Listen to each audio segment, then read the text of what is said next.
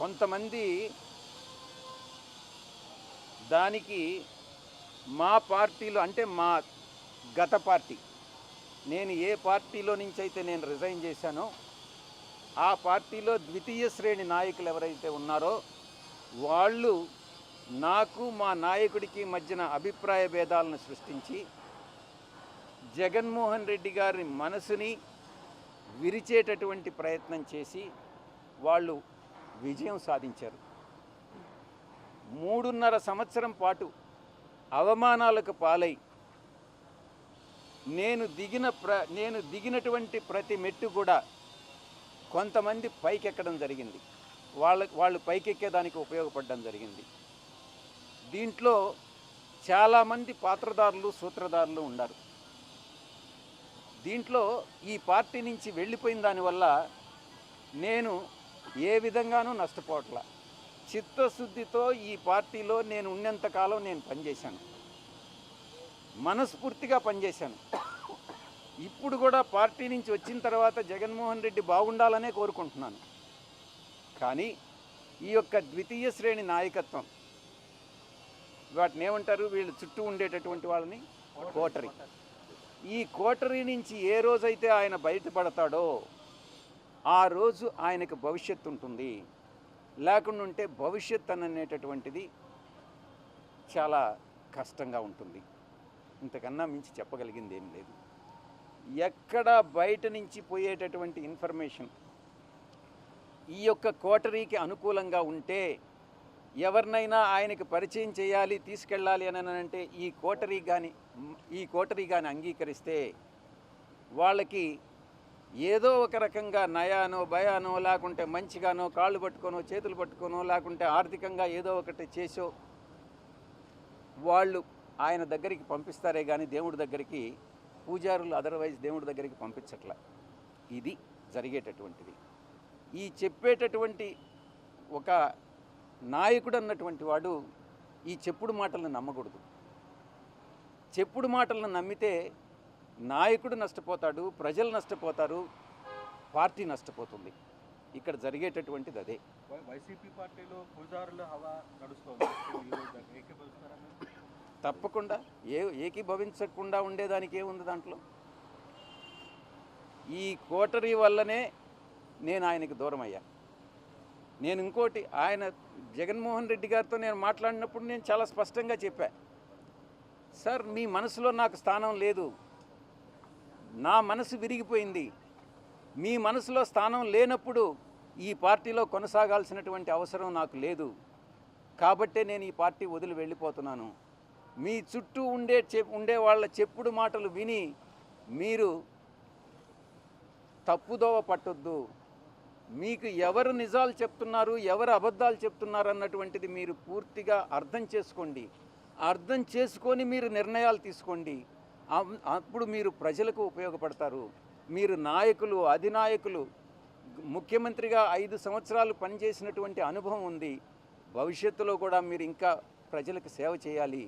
కాబట్టి ఈ చుట్టూ ఉండేటటువంటి వాళ్ళ మాటలు వినవద్దు అని నేను ఫోన్లో మాట్లాడినప్పుడు లండన్కి నేను చాలా స్పష్టంగా చెప్పాను. నా మనసు విరిగిపోయింది కాబట్టే నేను పార్టీ నుంచి బయట వచ్చా. రాజకీయాలను చేశారు. జగన్ గారే ఉండమని చెప్పారు. కానీ విరిగిన మనసు అతకదు కాబట్టి నేను పార్టీ నుంచి వెళ్ళిపోయాను. తిరిగి ఆ పార్టీలో వైఎస్ఆర్ కాంగ్రెస్ పార్టీలో చేరేటటువంటి ఉద్దేశం నాకు లేదు. గర్వాపసి అన్నటువంటిది అప్లై కాదు, నా మనసులో లేదు. మీరేమన్నా రికమెండ్ చేస్తున్నారా? మీరు బీజేపీలో చేరుతనే ప్రచారం ఉంది సార్. మీకు గవర్నర్ ఇస్తాను కూడా మీకు ప్రచారం మీరు భవిష్యత్తులో రాజకీయాల్లోకి వస్తారా? నేనేం చెప్పాను? నేను వ్యవసాయం చేసుకుంటానని చెప్పాను. వ్యవసాయం చేసుకుంటున్నాను. దాని మీద కూడా మీరు పత్రికల వాళ్ళు చాలా కామెంట్స్ చేసినారు. ఈ వ్యవసాయదారుడు ఏందయ్యా ప్యాంట్ వేసుకొని ఇన్షర్ట్ చేసుకొని ఏం వ్యవసాయం చేస్తాడని అన్నారు. అంటే వ్యవసాయదారులు మంచి చొక్కా మంచి ప్యాంట్ వేసుకోకూడదా మీ దృష్టిలో? అలాంటప్పుడు వ్యవసాయదారుని మీరు కించపరిచినట్టు కాదా? గోచి పెట్టుకొని చేస్తేనే వ్యవసాయమా? అర్థం చేసుకోవాలి, మనోభావాలను దెబ్బతీయకూడదు. వ్యవసాయం అని అంటే వ్యవసాయమే. నేను నిజంగా కూడా అదే చేసుకుంటున్నాను. ఇప్పటి వరకు, ఈరోజు వరకు నేను వేరే రాజకీయ పార్టీలో చేరేటటువంటి ఉద్దేశం లేదు. ఇటువంటి వాళ్ళు ఏదైతే నా మీద నిందలు మోపుతున్నారో, ఎవరైతే నిందలు మోపుతున్నారో వాళ్ళందరినీ కూడా నేను భవిష్యత్తులో, ఇప్పుడు నేను సిఐడికి యథార్థాలు చెప్పాను, వాస్తవాలు చెప్పాను, ఎవరు దీనిలో ఇన్వాల్వ్ అయ్యారన్నటువంటి విషయం చెప్పాను. నేను అదే చెప్పాను, కర్త కర్మ క్రియ 3 కూడా విక్రాంత్ రెడ్డి అనే విషయం చెప్పాను. నాకు తెలిసి జగన్మోహన్ రెడ్డి గారి ప్రమేయం లేదని చెప్పాను. నేను వాస్తవాలు చెప్పాను. అదేవిధంగా భవిష్యత్తులో నా మీద ఎటువంటి ఆరోపణలు చేసినా నేను దేవుడు సాక్షిగా వాస్తవాలే చెప్తానని మీ అందరి ముందు తెలియజేసుకుంటా ఉన్నా. ఏది మళ్ళీ కొంచెం పెద్దగా చెప్పండి మీరు. లిక్కర్ స్కామ్ మీద సిట్ వేశారు. లిక్కర్ స్కామ్ మీద నేను గతంలో కూడా చెప్పాను. లిక్కర్ స్కామ్లో పాత్రధారి, సూత్రధారి, కర్త కర్మ క్రియ అన్నీ కూడా కసిరెడ్డి రాజశేఖర్ రెడ్డేను అన్నటువంటి విషయాన్ని చాలా స్పష్టంగా చెప్పా. మరిన్ని వివరాలు భవిష్యత్తులో నేను చెప్పాల్సి వస్తే చెప్తాను. కానీ ఇప్పుడు అంటే ఇంతకాలంలో ఎప్పుడు ఈ సబ్జెక్ట్లో మాట్లాడని సాయిరెడ్డి గారు ఇప్పుడు సడన్గా పాత విషయాలు కూడా తెర మీదకి చెప్పే ప్రయత్నం జరుగుతుంది. దానివల్ల మీకు ఏమైనా ఇబ్బంది కలగదా? అంటే ఏ పత్రిక నుంచి? ఆర్టీవీ. మీరేమన్నా నన్ను ఉరేస్తారా? ఎవరు ఉరేయాలి? లేదంటే కొడతారా, చంపేస్తారా?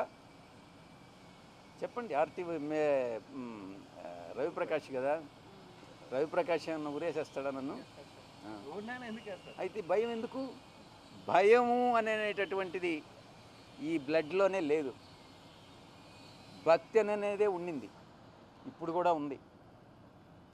భక్తి ఇంతకుముందు నాయకుడి మీద ఉండింది, ప్రేమ ఉండింది.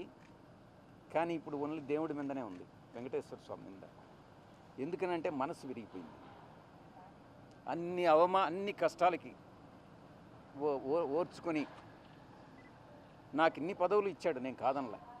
కానీ అవమానాలు, నేను పడ్డ కష్టాలు అన్నీ కూడా ఒక్కసారి తలుచుకుంటే మనసు విరిగిపోయే బయట వెళ్ళిపోయారు. వ్యవసాయం so many years you are both are together కదా. చాలా కష్టాల్లో ఉన్నప్పుడు మీరు దగ్గరుండి చాలా అన్నీ చూసినారు, అంటే ప్రపంచానికి అంతా తెలుసు. కానీ ఇప్పుడు ఏదో చిన్న ఇష్యూలతో మనసు విరిగిపోయిందని జీవిత భాగస్వాములే విడాకులు తీసుకొని వెళ్ళిపోతున్నారు. మీ సంగతి ఏదో నాకు తెలీదు. ఇంకా నేను ఇన్ని తరాలుగా ఉండింది, కాస్త 3 తరాలుగా నేను కాదనలా. కానీ ఆత్మ గౌరవం, ఆత్మవిశ్వాసం 2 ముఖ్యం. నేను ప్రలోభాలకు లొంగల. మా నాయకుడు నన్ను ప్రలోభాలకు లొంగావన్నాడు, నేను భయపడ్డానన్నాడు, నేను భయపడలా. ఇంకోటేది ప్రలోభం, భయం,